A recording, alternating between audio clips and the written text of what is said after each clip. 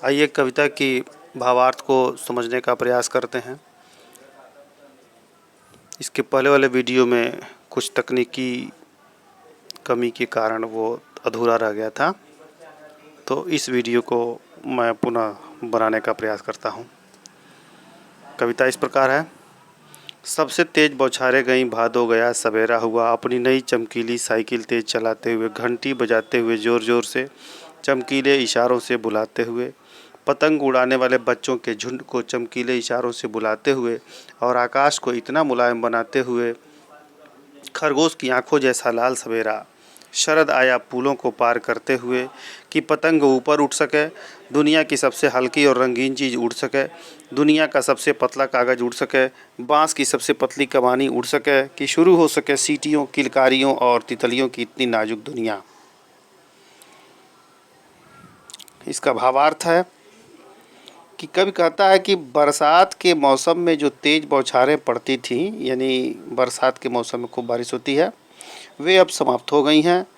तेज बौछारों और भादो माह की विदाई के साथ साथ ही शरद ऋतु का आगमन हुआ। इधर भादो गया, उधर शरद ऋतु का आगमन हो गया। अब शरद का प्रकाश फैल गया है। इस समय सवेरे उगने वाले सूरज में खरगोश की आंखों जैसी लालिमा होती है। खरगोश की आंखें लाल होती हैं, तो वैसे ही लालिमा सूरज में भी है। कभी शरद का मानवीकरण करते हुए कहता, मानवीकरण आप लोग अंग्रेजी में पढ़े होंगे, पर्सनिफिकेशन, फिगर ऑफ स्पीच है, ये अलंकार है। तो शरद ऋतु का मानवीकरण करते हुए कहता है कि वह अपनी नई चमकीली साइकिल को तेज गति से चलाते हुए और ज़ोर ज़ोर से घंटी बजाते हुए पुलों को पार करते हुए आ रहा है। वह अपने चमकीले इशारों से पतंग उड़ाने वाले बच्चों के झुंड को बुला रहा है।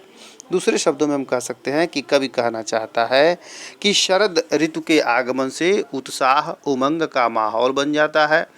कवि कहता है कि शरद ने आकाश को मुलायम कर दिया है ताकि पतंग ऊपर उड़ सके। वह ऐसा माहौल बनाता है कि दुनिया की सबसे हल्की और रंगीन चीज़ उड़ सके, यानी बच्चे दुनिया के सबसे पतले कागज़ व बांस की सबसे पतली कमानी से बनी पतंग उड़ा सके। इन पतंगों को उड़ता देखकर बच्चे सीटियाँ, किलकारियाँ मारने लगते हैं। इस ऋतु में रंग बिरंगी तितलियाँ भी दिखाई देने लगती हैं। बच्चे भी तितलियों की भांति कोमल व नाजुक होते हैं। इस कविता में विशेष क्या है? तो विशेष है, पहला, कवि ने बिंबात्मक शैली में शरद ऋतु का सुंदर चित्रण किया है। दूसरा, बाल सुलभ चेष्टाओं का अनूठा वर्णन किया है। तीसरा, शरद ऋतु का मानवीकरण किया गया है। चौथा, उपमा, अनुप्रास, श्लेष, पुनरुक्ति, प्रकाश, अलंकारों का सुंदर प्रयोग किया गया है। खड़ी बोली में सहज अभिव्यक्ति है। लक्षणा शब्द शक्ति का प्रयोग है और मिश्रित शब्दावली है। इस पैराग्राफ के आधार पर आपसे प्रश्न पूछा जाता है बोर्ड में, जो इस प्रकार प्रश्न पूछा जाता है कि शरद ऋतु का आगमन कैसे हुआ। दूसरा, भादो मास के बाद मौसम में क्या परिवर्तन हुआ। पतंग के बारे में कवि क्या बताता है और बच्चों की दुनिया कैसी होती है। आइए कविता के दूसरे पैरा की तरफ चलते हैं। जन्म से ही वे अपने साथ लाते हैं कपास, पृथ्वी घूमती हुई आती है उनके बेचैन पैरों के पास। जब वे दौड़ते हैं बेसुध छतों को भी नरम बनाते हुए, दिशाओं को मृदंग की तरह बजाते हुए। जब वे पेंक भरते हुए चले आते हैं डाल की तरह लचीले वेग से, अक्सर छतों के खतरनाक किनारों तक, उस समय गिरने से बचाता है उन्हें सिर्फ उनके ही रोमांचित शरीर का संगीत। पतंगों की धड़कती ऊंचाइयां उन्हें थाम लेती हैं महज एक धागे के सहारे। इस कविता का भावार्थ है कि बच्चों का शरीर कोमल होता है। वे ऐसे लगते हैं मानो वे कपास की नरमी, लोच, कोमलता आदि लेकर ही पैदा हुए हों। उनकी कोमलता को स्पर्श करने के लिए धरती भी लालायित रहती है, इसलिए वह दौड़कर उनके बेचैन पैरों के पास आती है। जब वे मस्त होकर दौड़ते हैं, दौड़ते समय उन्हें मकान की छतें भी कठोर नहीं लगती। उनके पैरों से छतें भी नरम हो जाती हैं। उनके पदचापों से सारी दिशाओं में मृदंग कहते हैं ढोलक को, जैसा मीठा स्वर उत्पन्न होता है। वे पतंग उड़ाते हुए इधर से उधर झूले की पेंक की तरह आगे पीछे आते जाते हैं। उनके शरीर में डाली की तरह लचीलापन होता है। पतंग उड़ाते समय वे छतों के खतरनाक किनारों तक आ जाते हैं। यहाँ उन्हें कोई बचाने नहीं आता, अपितु उनके शरीर का रोमांच ही उन्हें बचाता है। वे खेल के रोमांच के सहारे खतरनाक जगहों पर भी पहुंच जाते हैं। इस समय उनका सारा ध्यान पतंग की डोर के सहारे उसकी उड़ान व ऊंचाई पर ही केंद्रित रहता है। ऐसा लगता है मानो पतंग की ऊंचाइयां उन्हें केवल डोर के सहारे थाम ली हों। इस कविता में विशेष है कि कवि ने बच्चों की चेष्टाओं का मनोहारी वर्णन किया है। मानवीकरण, अनुप्रास, उपमा आदि अलंकारों का सुंदर प्रयोग है। खड़ी बोली में भावानुकूल सहज अभिव्यक्ति है। मिश्रित शब्दावली है और पतंग को कल्पना के रूप में चित्रित किया गया है। इस पर आधारित प्रश्न पूछे जा सकते हैं कि पृथ्वी बच्चों के बेचैन पैरों के पास कैसे आती है। छतों को नरम बनाने से कवि का क्या आशय है।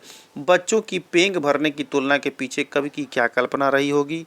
इन पंक्तियों में कवि ने पतंग उड़ाते बच्चों की तीव्र गतिशीलता व चंचलता का वर्णन किस प्रकार किया है। आइए कविता के तीसरे पैरा की तरफ बढ़ते हैं। पतंगों के साथ साथ वे भी उड़ रहे हैं अपने रंध्रों के सहारे। अगर वे कभी गिरते हैं छतों के खतरनाक किनारों से और बच जाते हैं, तब तो और भी निडर होकर सुनहले सूरज के सामने आते हैं। पृथ्वी और भी तेज घूमती हुई जाती है उनके बेचैन पैरों के पास।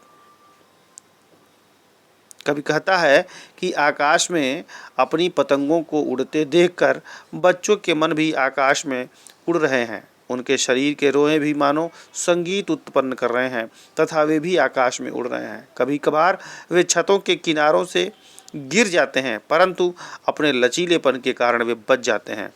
उस समय उनके मन का भय समाप्त हो जाता है। वे अधिक उत्साह के साथ सुनहरे सूरज के सामने फिर आते हैं। दूसरे शब्दों में वे अगली सुबह फिर पतंग उड़ाते हैं। उनकी गति और अधिक तेज हो जाती है। पृथ्वी और तेज गति से उनके बेचैन पैरों के पास आती है।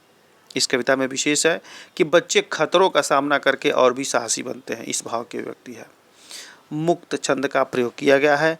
मानवीकरण, अनुप्रास, पुनरुक्ति, प्रकाश अलंकार है। खड़ी बोली में सहज व्यक्ति है और दृश्यात्मक बिंब है। भाषा में लाक्षणिकता है। इस पर आधारित प्रश्न पूछे जा सकते हैं कि सुनहले सूरज के सामने आने से कवि का क्या आशय है। गिर कर बचने पर बच्चों में क्या प्रतिक्रिया होती है। पैरों को बेचैन क्यों कहा गया है और पतंगों के साथ साथ वे भी उड़ रहे हैं, इसका क्या आशय है। कविता से काव्य सौंदर्य बोध संबंधी प्रश्न पूछे जाते हैं। जैसे यहाँ मैं आपको बता रहा हूँ कि जो पहला पैरा है, इसके आधार पर आपको किस तरीके से काव्य सौंदर्य बोध संबंधी प्रश्न दिए जा सकते हैं।